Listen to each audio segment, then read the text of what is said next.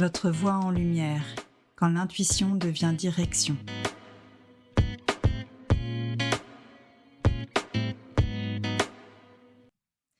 Bienvenue dans ce nouvel épisode de Votre voix en lumière, quand l'intuition devient direction. Je suis ravie d'accueillir aujourd'hui Marie Corrèze, fondatrice de Novaxence et Online Business Manager. Bonjour Marie. Bonjour Delphine. Alors Marie et moi nous sommes rencontrés il y a quelques semaines, c'est vraiment tout frais, grâce à une amie que nous avons en commun. Donc merci Adeline, si tu nous écoutes, ce Oui. dont je ne doute pas. Et j'ai tout de suite apprécié l'approche de Marie, son rapport à l'entrepreneuriat qui faisait beaucoup écho au mien. Et on s'est rendu compte qu'on utilisait beaucoup de vocabulaire commun aussi. Donc Marie, est-ce que tu peux nous expliquer qu'est-ce que c'est être online business manager? Oui, merci, avec plaisir Delphine. Et merci de m'inviter à ce podcast. Online Business Manager, ou autrement dit directrice des opérations. En fait, j'accompagne les dirigeants d'entreprises à développer leur business sans s'épuiser. Je les aide à sortir la tête du guidon et ce que j'appelle un peu le chaos opérationnel. Ah oui, ok. Je vois très bien. Donc l'idée, c'est d'enlever cette charge mentale qu'on peut tous avoir et puis de recentrer sur ce qu'ils aiment faire, sur ce qu'ils font de mieux aussi souvent, leur vision, leur métier, voilà. Ok, vraiment se concentrer sur leur activité sans toute la partie qui peut être aussi prenante d'administration, éventuellement de marketing, de commercial. Ça en fait partie, ça, de ce que tu couvres? Exactement, en fait, je suis là pour structurer le business, l'optimiser. Donc ça peut prendre différentes formes. Ça va être sur les process, la mise en place des process, comment on peut déléguer aussi plus efficacement en mettant justement des process qui soient plus fluides. Et puis aussi des outils de pilotage ou des outils digitaux. D'accord. C'est quoi ton parcours? Qu'est-ce qui fait que tu es devenue OBM? Alors moi, j'ai un parcours qui est plutôt coloré. J'ai fait beaucoup de choses, j'ai eu plusieurs vies professionnelles. Mhm. Je pense aussi que c'est ça qui fait ma force aujourd'hui. En fait, je me suis cherchée longtemps et dès le lycée, en fait, je ne savais pas trop quoi faire et finalement, j'ai arrêté mes études à 3 mois du bac. Ah, Euh, ok. Donc ma mère était pas très fière de Contente. ça, mais moi je ne voyais pas l'intérêt de continuer et j'avais envie d'aller découvrir le monde. Donc c'est ce que j'ai fait. J'ai suivi un peu toutes les opportunités qui sont présentées à moi. Donc j'ai été dans la vente, j'ai été dans la restauration, j'ai été commerciale, j'ai fait un petit passage dans l'armée en tant que documentaliste en aéro. Ok. Pendant... donc voilà, et je me suis laissée porter pendant une dizaine d'années comme ça. Et puis à 30 ans, j'ai eu ma fille. J'ai pu avoir un peu plus de structure et ça a commencé déjà, je pense. Et puis, je suis rentrée dans un cabinet comptable. Je suis rentrée dans un cabinet régional qui avait 17 agences et en tant que secrétaire standardiste. Ok. Et je suis passée dans tous les services d'assistante de gestion de ce siège. Et j'ai pu apprendre comme ça énormément de choses, le recouvrement, l'administratif, la logistique, la facturation. Et puis, je suis devenue responsable du pôle facturation à ce moment-là.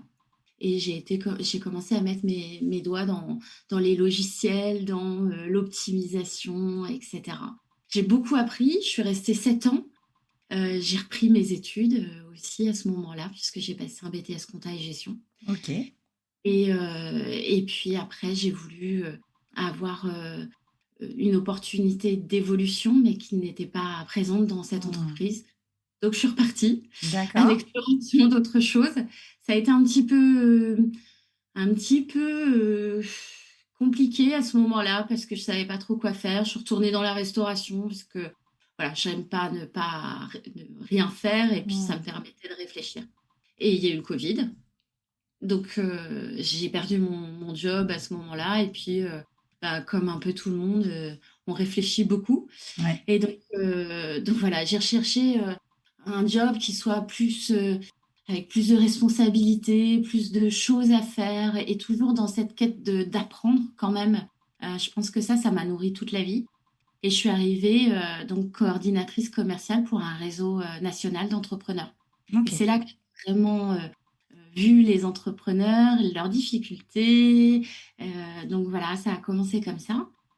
Puis j'ai eu l'opportunité de devenir directrice des opérations puisque le directeur de ce réseau m'a proposé de le rejoindre sur une nouvelle aventure, un autre réseau qui s'installait en France. D'accord. Je l'ai accompagné pendant 2 ans à tout construire de A à Z sur la structuration du business.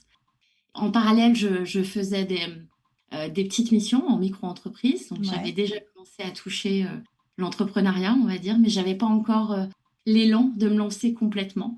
Et avec cette mission-là et tout ce parcours, ben, je me suis dit qu'il était temps de me lancer pleinement. Et donc, c'est comme ça que j'ai lancé mon entreprise cette année, en début d'année où j'ai lancé Novaxens. Ok. Ah oui, en effet, tu as vraiment un parcours atypique, mais extrêmement riche. Et tu disais en plus avec cette envie d'apprendre, hein, qui est vraiment essentielle, parce que c'est ça aussi, c'est pas de rester les deux pieds dans le même sabot. Souvent, c'est de se dire, tu as eu les opportunités. Parce qu'au final, quand tu as fait ton BTS, tu aurais pu aussi choisir, étant donné que tu travaillais déjà dans ce domaine de la comptabilité et de la facturation, tu aurais pu choisir aussi de ne pas te former, puisque tu avais quand même les compétences et l'expertise professionnelle. Mais après, tu disais que tu avais eu envie d'évoluer, donc j'imagine que c'est pour ça aussi que tu as passé ton BTS. Oui, j'avais envie d'évoluer, puis j'avais envie de comprendre, d'aller plus dans le fond des choses. Donc, à l'époque, c'était le cabinet comptable, et donc c'était par ça que ça passait. Et puis parce que j'avais envie d'évolution aussi Mm. dans mon job à ce moment-là, et je pensais que ça passait par là. Quand j'ai quitté le cabinet comptable, je me suis dirigée vers la comptabilité. Mm. J'ai été prise sur plusieurs postes, et finalement, je les ai pas acceptés parce que c'est pas ce qui me convenait. Et Mm. j'avais décidé finalement de suivre plus ce qui me convenait. J'étais plus juste à la recherche de job pour un job, mais vraiment de quelque chose qui me convenait plus. Ok, et donc quand tu as commencé à travailler avec le réseau, au final, en tant que directrice des opérations, ça t'a permis aussi de voir d'autres choses que juste ce côté facturation, comptabilité, ça t'a permis d'être plus touche à tout au final. Oui, alors je l'étais déjà. En fait, je le faisais déjà naturellement dans pratiquement tous les jobs dans lesquels je suis passée. Et donc c'est pour ça aussi qu'on m'a demandé de venir sur cette mission. Et là, oui, effectivement, je me suis rendu compte que j'avais cette vision globale et j'avais cette capacité à structurer les choses, à rendre plus fluides les process, etc. Et que ça permettait d'avancer différemment. Hmm. J'utilise le terme vision globale et je voudrais vraiment insister dessus parce que c'est vraiment extrêmement important.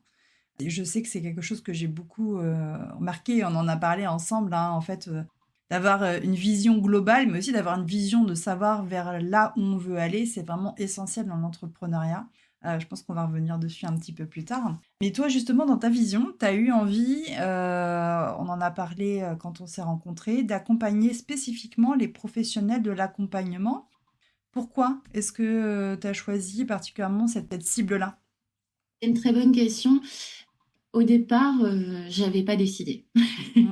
Au départ, je me disais, bah, de toute façon, je peux aider un peu tout le monde. Une entreprise, c'est une entreprise. La structuration d'entreprise, c'est un peu la même chose partout.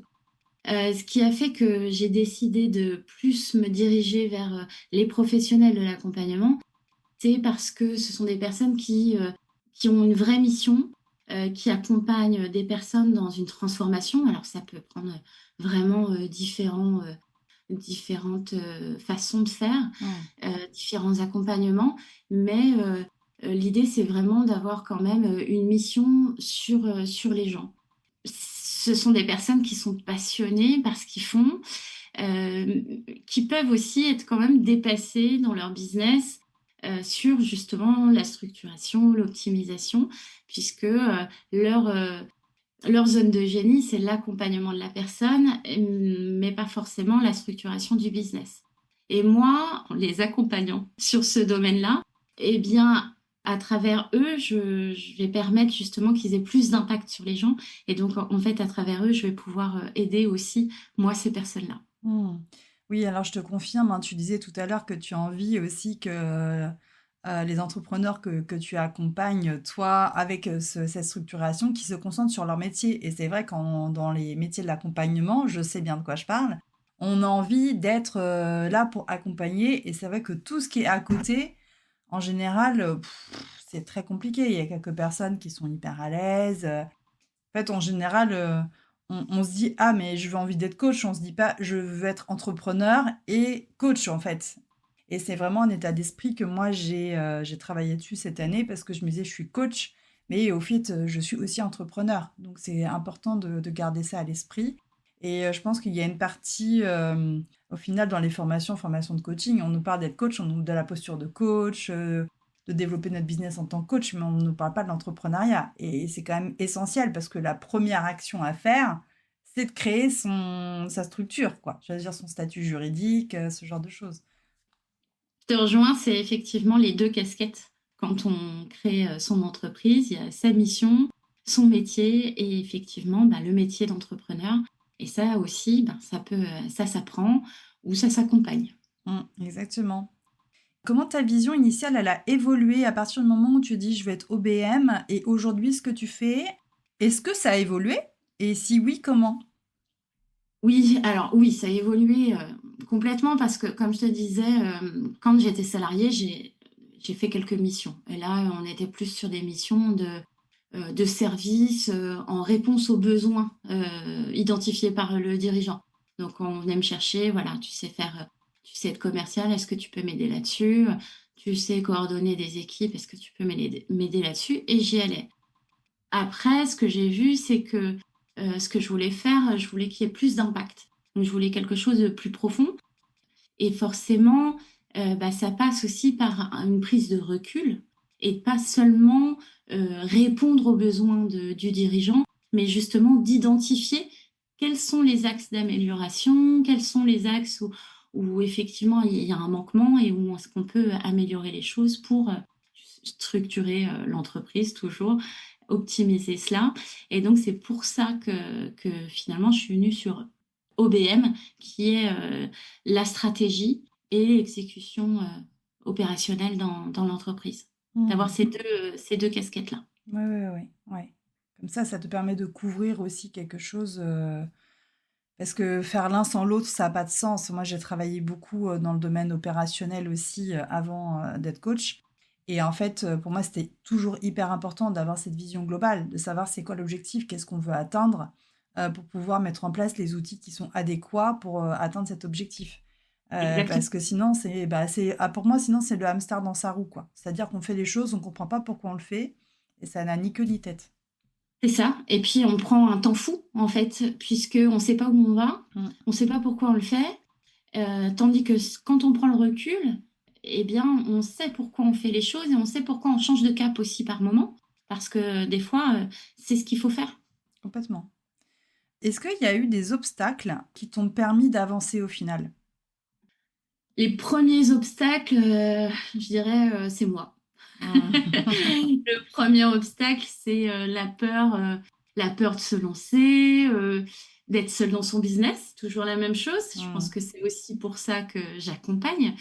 Le fait aussi d'avoir à me repositionner plusieurs fois parce que finalement, j'avais aussi envisagé de rejoindre un réseau de consultants en stratégie et développement.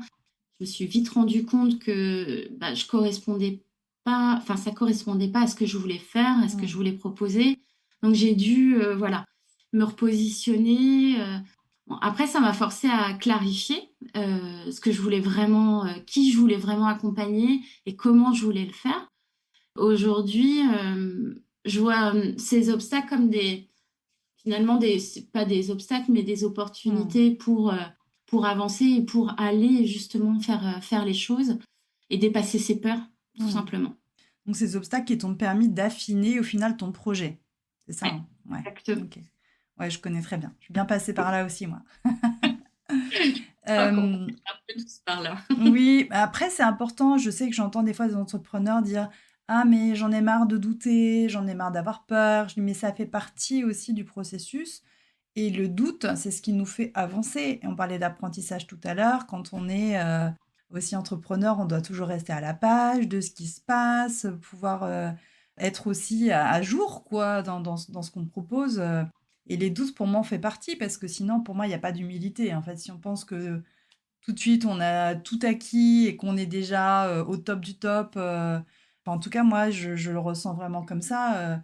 Bah, c'est normal des fois d'avoir peur et de douter, parce que c'est ce qui nous fait aussi avancer, quoi.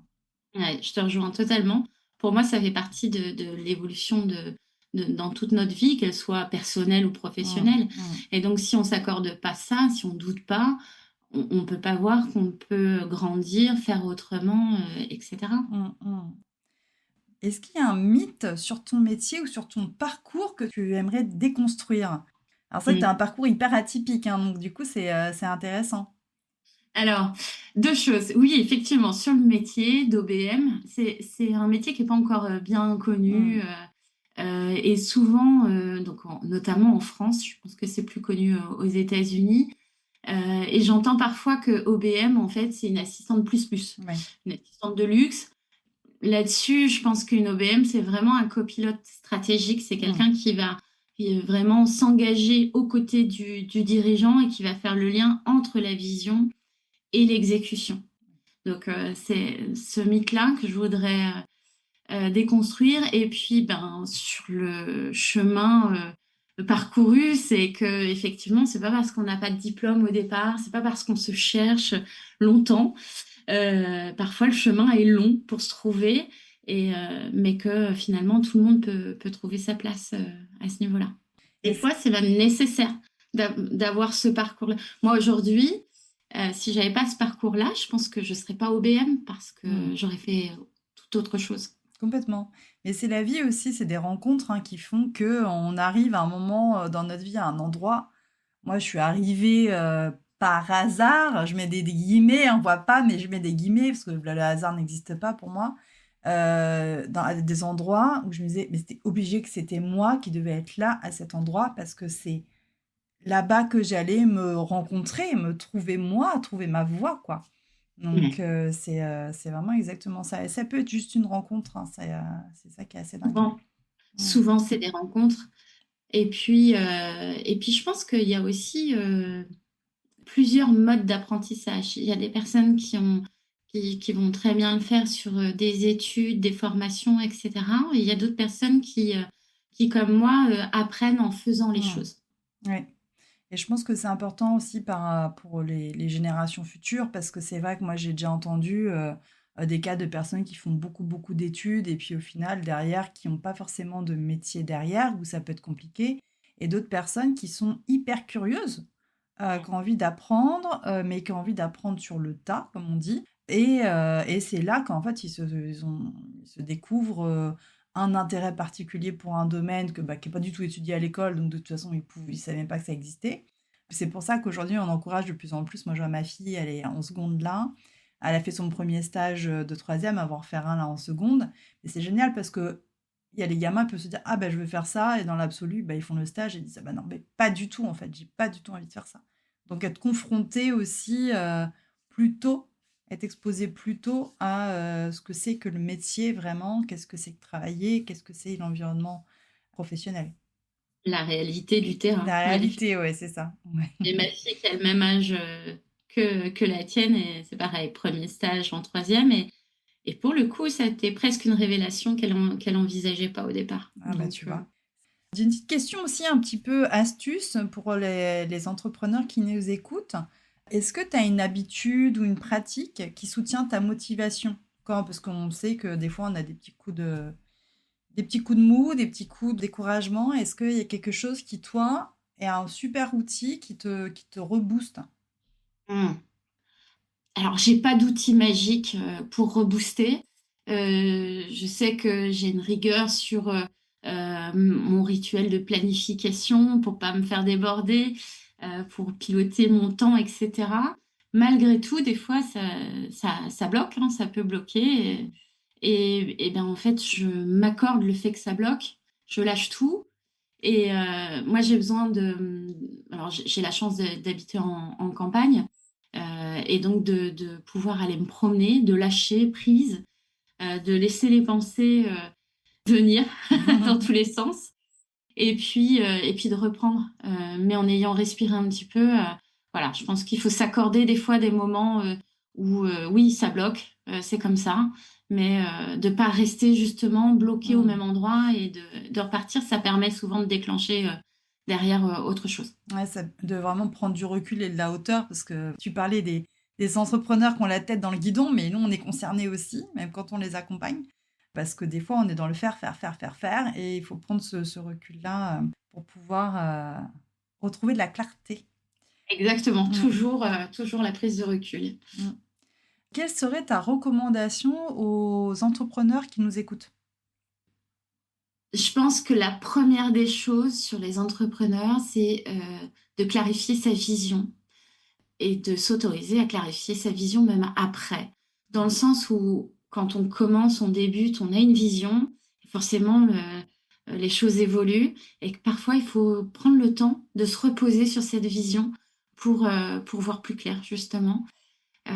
Et puis la seconde chose, effectivement, c'est de ne pas rester seul, qu'il y a d'autres moyens de faire et que plein de personnes pour accompagner les entrepreneurs sur différentes choses et que c'est dommage de rester coincé parce que on n'ose pas aller voir la personne qui peut nous accompagner. Tout à fait. Et donc là, moi, je pense à la façon dont toi tu accompagnes, hein, sur vraiment la structuration. Moi, je propose également aux entrepreneurs des groupes d'accompagnement en collectif, où en fait on fait travailler l'intelligence collective. Donc moi, je facilite, hein, je ne donne pas que les réponses, mais en tout cas, on a des conseils ou des pistes de réflexion par d'autres entrepreneurs. Et ça évite de rester bah, justement seul dans son coin avec ses problèmes, la tête devant son ordinateur ou devant son cahier en disant je suis bloqué. Parce que là, on a des regards vraiment différents. On prend pas, mais en tout cas, ça a le mérite de pouvoir créer un espace où on peut en parler. Et enfin, moi, j'ai déjà animé deux groupes. Il y a vraiment des choses superbes. Et en plus, ça crée du réseau aussi et un système de soutien. Donc en effet, pas rester seul. Je pense qu'en effet, comme tu dis, c'est vraiment extrêmement important d'avoir un business buddy aussi, d'avoir quelqu'un qui est aussi dans le business et qui peut nous aider sur nos problématiques. Effectivement, je te rejoins sur tout ça. Et l'intelligence collective, oui, parce que même en échangeant avec des personnes qui font pas forcément le même business, eh bien, il y a toujours quand même des choses à observer, à prendre dans ce qui est fait ailleurs et autrement. Complètement. Un grand merci à toi, Marie, pour tous tes partages, pour ton parcours qui est très inspirant. Ça donne vraiment l'espoir, ou en tout cas l'idée que en fait, on peut tous y arriver. En fait, c'est vraiment une question de curiosité et d'envie. Voilà. En tout Oui, cas, c'est ce que je retiens de ton parcours. merci en tout cas. Et j'étais ravie de pouvoir partager ce moment avec toi. Ouais, merci à toi, Marie. Et vous pourrez retrouver toutes les infos concernant Marie sur son site novaxens.fr et sur ton LinkedIn que je partagerai en description de cet épisode. Merci Marie. Merci Delphine.